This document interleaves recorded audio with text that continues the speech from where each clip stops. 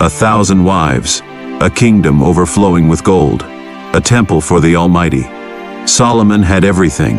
But how did the wisest king in history become the man who led Israel into its greatest spiritual collapse? What happened to the king who once prayed for wisdom above all else? Why did God allow Solomon to take 1,000 wives, knowing the destruction they would bring? Was it God's will?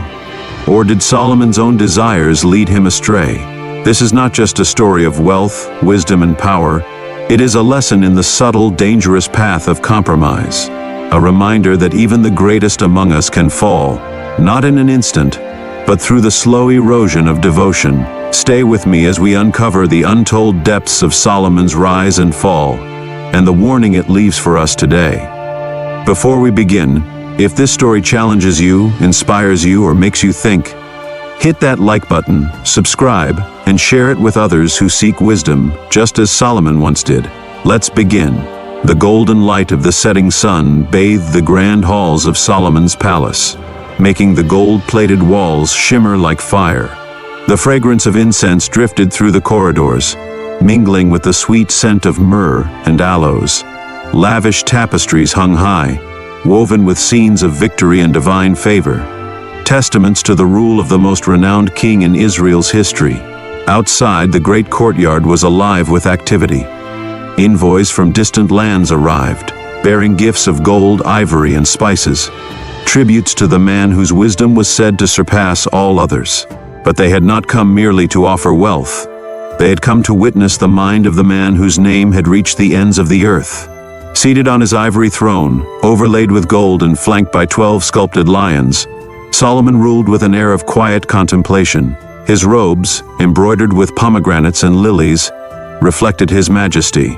Yet his eyes, deep and knowing, carried the weight of 1,000 choices. Despite all his wisdom, power, and wealth, one question lingered. Why did God allow Solomon to have 1,000 wives? The reign of King David had come to an end. The warrior king who had slain giants, danced before the ark, and written psalms had grown old and frail. His once mighty hands, which had wielded the sword against his enemies, now trembled as he prepared to pass his legacy to his son. Yet even as the throne of Israel was being prepared for Solomon, danger loomed. David had many sons, and among them, ambition burned. Adonijah, one of the eldest, had already declared himself king, gathering supporters to seize the throne. But God had chosen Solomon. It was not political strategy that secured Solomon's rule, but divine will. Through the intervention of the prophet Nathan and the wisdom of Bathsheba, David's promise was upheld. In a moment of great solemnity, the aging king commanded Solomon to be anointed before the people. As the shofar blew, the streets of Jerusalem erupted. Long live King Solomon! He was young, some say just 20 years old, a boy stepping into the throne of the greatest dynasty Israel had ever known. Though he had power, position, and promise, he lacked the one thing that mattered most, divine wisdom. And he knew it. In those early days of his reign, Solomon sought the Lord.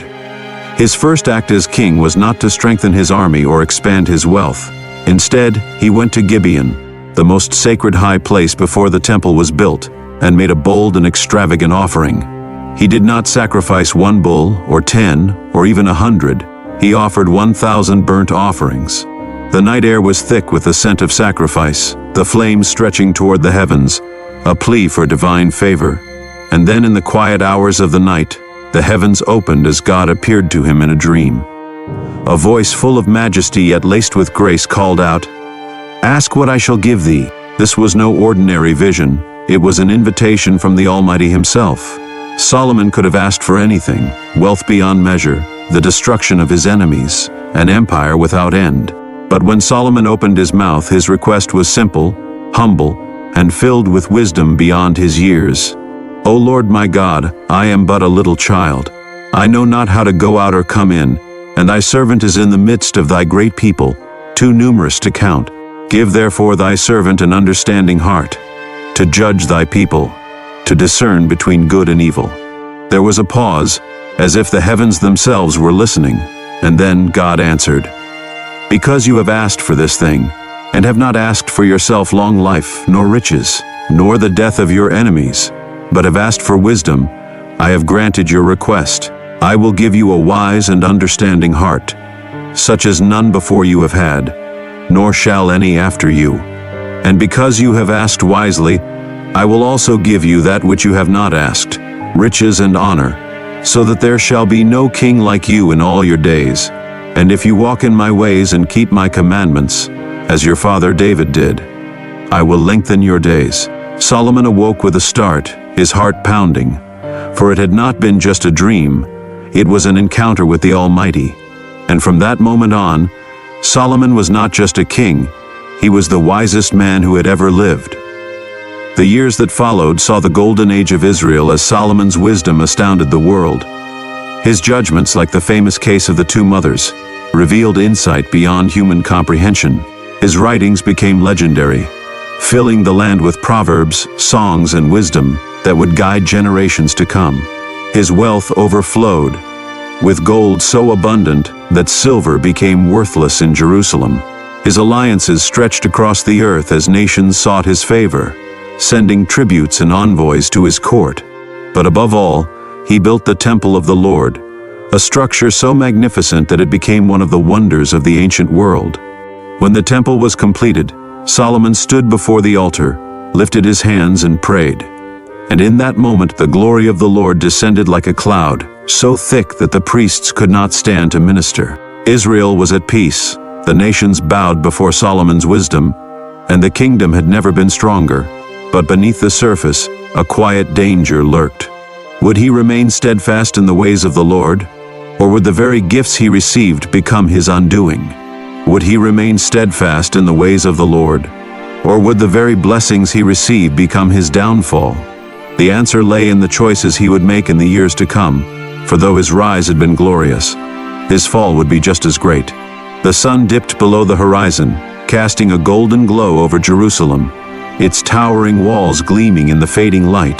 The streets below bustled with merchants, travelers, and officials from distant lands, all marveling at the prosperity that had come under Solomon's reign. Yet within the palace walls, a shift had begun, subtle and imperceptible at first. A change so slow that even the wisest man in history failed to recognize it. Solomon, the king who had once built the temple of the Lord in unwavering devotion, was now becoming a king of alliances. And though these alliances strengthened his kingdom politically, they would ultimately weaken the foundation of his faith. It began with a single marriage, a decision that at first appeared to be a brilliant diplomatic maneuver. But soon, it would become a spiritual compromise. When Solomon took the daughter of Pharaoh as his wife, it marked a turning point in Israel's history. Never before had an Israelite king taken an Egyptian princess into his household. In doing so, he formed a bond between two great nations, ensuring that no threat would come from the south. Yet in securing political stability, he also opened the door to something far more dangerous. For the Egyptian princess did not come alone, nor did she leave behind the gods of her people. Yet as Solomon's kingdom grew through alliances, a deeper question arose. A question whispered in the courts of Jerusalem. A question pondered by generations to come. Why did God allow Solomon to have so many wives, knowing the dangers they would bring? The answer lies in the nature of God himself. He does not force obedience, nor does he take away free will, even when he knows the choices a man makes will lead to destruction. Solomon was given wisdom, wealth, and power, but with every blessing comes a test.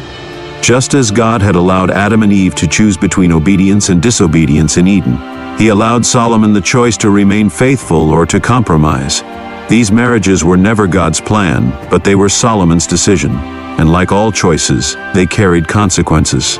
God had warned Israel not to intermarry with foreign nations, for their gods would lead his people astray. But Solomon, in his pursuit of alliances and security, ignored this command. God allowed it, not because he approved, but because he had already given Solomon everything he needed to remain faithful. He had given him wisdom to discern, he had blessed him beyond measure, and he had set before him the path of righteousness. Yet Solomon chose to follow his own desires instead. God's patience was long, for he does not delight in judgment, but his justice cannot be ignored. He did not immediately punish Solomon for his choices, rather he sent warnings, allowing time for repentance. Yet the more Solomon compromised, the more his heart hardened, until the wisdom once given to him became a burden he no longer heeded. When the king who had once built the temple of the Lord now raised high places for false gods, the hour of judgment had come. Solomon's story was not one of sudden failure but of slow compromise. His downfall was not forced upon him. It was a test he failed, not because he lacked wisdom, but because he refused to obey the wisdom he was given. For what good is wisdom if the heart no longer seeks truth? The lesson of Solomon's many wives was never about love or even political strategy. It was about the slow erosion of faith, the danger of compromise, and the undeniable truth that no amount of wisdom, wealth, or power can replace a heart fully devoted to God. As Solomon's fame spread, his wisdom drew the attention of rulers from across the world. More kingdoms sought his favor, eager to align themselves with the man whose name was spoken in awe. One by one they sent envoys to his court, bearing gifts of gold, ivory, and spices. But with these tributes came something more, something far more influential than wealth or material offerings. For they sent their daughters, princesses of royal blood, each of them a symbol of peace, each of them a seal upon a treaty, ensuring that Israel would remain at peace with their father's kingdoms, the Moabites, the Ammonites, the Edomites, the Sidonians, the Hittites. All of them sent their daughters to be wives of Solomon. Each marriage was a victory in diplomacy, each alliance a strengthening of Israel's position in the world. For no nation would dare raise a sword against a king whose own children carried their royal lineage. Yet these women, though they lived in Solomon's palace, never truly left behind the customs and faiths of their homelands, for they worshipped gods unknown to Israel, gods whose altars burned with incense and whose shrines stood in the palaces of their fathers. At first Solomon remained firm, his devotion to Yahweh unwavering, his faith as strong as the day he prayed before the temple, declaring that there was no God like the Lord. But as time passed, the whispers of his wives grew persistent, their pleas no longer subtle requests but daily urgings. They longed to worship as they had in their own lands, asking only for small altars, for hidden shrines, for the right to burn incense in secret, away from the eyes of Israel. And though Solomon knew the command of God, knew that the Lord had forbidden his people from worshiping other gods, he relented, not by forsaking Yahweh outright, but by tolerating the presence of idols in his own household, believing perhaps that a few small compromises would not matter. But one compromise never remains alone, and the altars that were once hidden soon stood in the open. The small shrines of his foreign wives became temples built on the high places surrounding Jerusalem. The worship of foreign gods, once contained within the palace, now spread into the hills of Israel, until the land that had been dedicated to Yahweh alone was now shared with the gods of the nations. The people, seeing their king allow such things, began to follow his example. For if Solomon, the wisest man who had ever lived, saw no harm in these gods, then who among the common people would resist?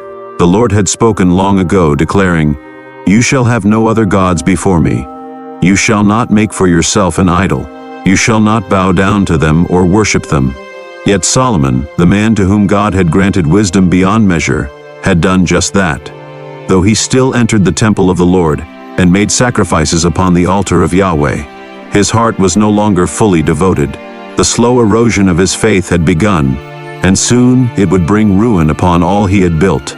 Then one day, as Solomon continued in his indulgence, as he walked among the temples built for gods who had no power, as he stood in the palace that now bore the marks of compromise, the voice of the Lord came to him once more. But this time, it was not the voice of blessing, not the voice that had granted him wisdom, not the voice that had promised him riches and honor. It was the voice of judgment. "Because you have turned away from me, and have not kept my covenant and my statutes, I will surely tear the kingdom from you and give it to your servant." 1 Kings chapter 11:11. The words struck like a hammer, resounding through the halls of the palace. For the kingdom, the magnificent empire Solomon had built, would be taken away. The throne that had been his father David's greatest legacy would be lost. The peace he had secured through alliances would be shattered. The wealth he had gathered would be meaningless, and the land he had expanded would be divided, though the Lord in his mercy would not bring the full judgment in Solomon's lifetime. He declared, "For the sake of David your father, I will not do it in your days, but I will tear it from the hand of your son." 1 Kings 11:12-13.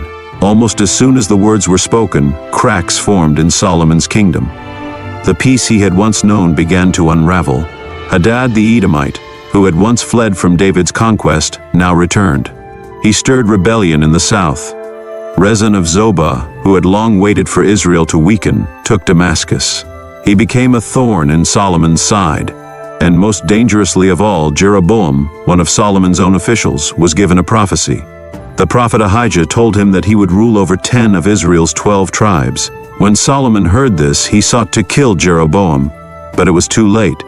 Jeroboam fled to Egypt, waiting for the day when Solomon's kingdom would crumble. The man who had once been the wisest king in history now sat alone in his palace. The halls that had once been filled with praise now echoed with silence. His enemies were growing stronger. His people were growing restless.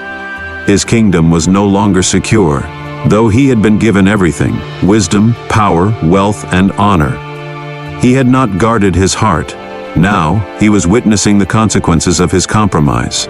And then, one day, Solomon breathed his last. The man who had been chosen by God was gone. The man who had built the temple was no more. The man who had been blessed beyond measure was no longer king. But his kingdom did not pass to his son in peace. His son Rehoboam inherited the throne, but he did not inherit his father's wisdom. Within days, Israel was split in two. 10 tribes followed Jeroboam in rebellion. Only Judah and Benjamin remained under David's lineage. The empire Solomon had built was broken beyond repair, all because the wisest man who had ever lived had allowed his heart to drift. Solomon's downfall was not a sudden collapse. It was a slow erosion, a series of small compromises that led to a great downfall. A heart that was once fully devoted, but became divided. And so, his story stands as a warning. A reminder that even the greatest wisdom is meaningless without obedience. For the true test of faith is not how well one begins, but how faithfully one endures. Will we learn from Solomon's mistakes? Or like him, will we allow our hearts to drift? The choice is ours. Solomon's downfall wasn't sudden, it was a slow erosion, a lifetime of small compromises. He had wisdom, yet he ignored it. He had divine favor, yet he let his heart stray. He was given everything, but in the end he lost it all. And so his story stands as a warning, not just for kings, but for all of us. For power fades, wealth vanishes. Even the greatest wisdom is meaningless if the heart is divided. The true test of faith is not how well one begins, but how faithfully one endures. So I ask you, what will you do with the wisdom given to you? What do you think? Was Solomon's downfall inevitable? Or could he have changed his fate? Let me know in the comments below. If this story gave you a new perspective, don't forget to like and share it. Share it with others seeking wisdom, just as Solomon once did. And if you haven't already, subscribe and join me. Join me in uncovering the hidden lessons of the past. Thank you for watching. May wisdom always guide your path.